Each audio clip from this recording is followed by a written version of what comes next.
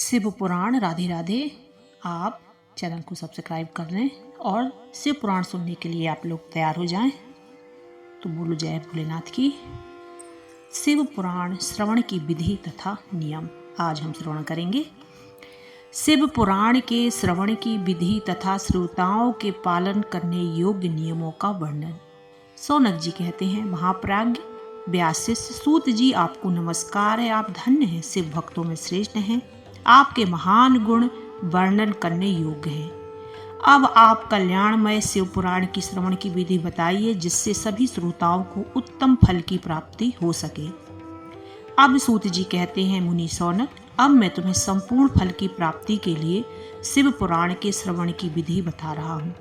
पहले किसी ज्योतिष को बुलाकर के दान मान से संतुष्ट कर अपने सहयोगी लोगों के साथ बैठकर बिना किसी विघ्न बाधा की कथा की समाप्ति होने के उद्देश्य से शुभ मुहूर्त का अनुसंधान कराएं और प्रयत्न पूर्वक देश देश में स्थान स्थान पर यह संदेश भेजें कि हमारे यहाँ शिव पुराण की कथा होने वाली है। अपने कल्याण की इच्छा रखने वाले लोगों को कथा सुनने के लिए अवश्य पधारना चाहिए। कुछ लोग भगवान श्री हरि की कथा से बहुत दूर पड़ गए हैं। कितने ही स्त्री शूद्र आदि भगवान शंकर की कथा कीर्तन से वंचित रहते हैं। उन सबको भी सूचना हो जाए, ऐसा प्रबंध करना चाहिए। देश देश में जो भगवान शिव के भक्त हों तथा शिव कथा के लिए कीर्तन और श्रवण के लिए उत्सुक हों, उन सबको आदर पूर्वक बुलवाना चाहिए और आए हुए लोगों का सब प्रकार से आदर सत्कार करना चाहिए। शिव मंदिर में, तीर्थ में, वन प्रांत में अथवा घर में शिव पुराण की कथा सुनने के लिए उत्तम स्थान का निर्माण करना चाहिए। केले के खंभों से सुशोभित एक ऊंचा कथा मंडप तैयार कराएं। उसे सब ओर फल पुष्प आदि से सुंदर चंदोबे से अलंकृत करें और चारों ओर ध्वजा पताका लगाकर तरह तरह के सामानों से सजाकर सुंदर शोभा संपन्न बने। भगवान शिव के प्रति सब प्रकार से उत्तम भक्ति करनी चाहिए। वही सब तरह के आनंद का विधान करने वाली है। परमात्मा भगवान शंकर के लिए दिव्य आसन जो निर्माण करना चाहिए तथा कथावाचक के लिए भी ऐसा ही दिव्य आसन बनाना चाहिए जो उनके लिए सुखद हो सके। मुने नियम पूर्वक कथा सुनने वाले श्रोताओं के लिए भी यथा योग्य सुंदर स्थानों की व्यवस्था करनी चाहिए। अन्य लोगों के लिए साधारण स्थान ही रखना चाहिए, जिसके मुख से निकली हुई वाणी देहधारियों के लिए कामधेनु के समान अभिष्ट फल देने वाली होती है। उस पुराण वेता विद्वान वक्ता के प्रति तुच्छ बुद्धि कभी नहीं करनी चाहिए।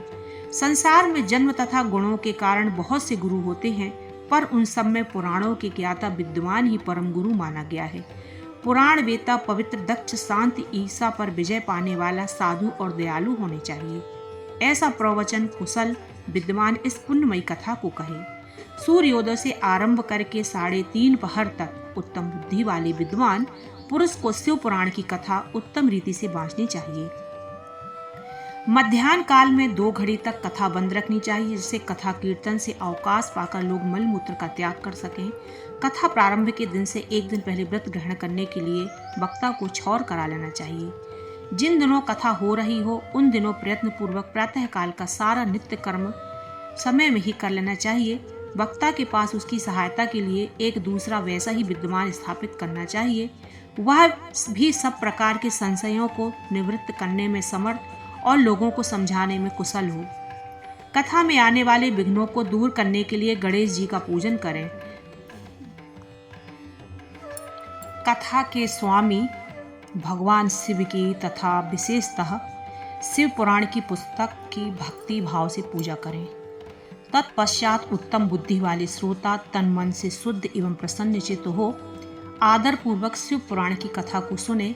जो वक्ता और श्रोता अनेक प्रकार के कर्मों में भटक रहे हों, काम आदि 6 विकारों से युक्त हो, स्त्री में आसक्ति रखते हों और पाखंडपूर्ण बातें कहते हों, वे पुण्य के भागी नहीं होते।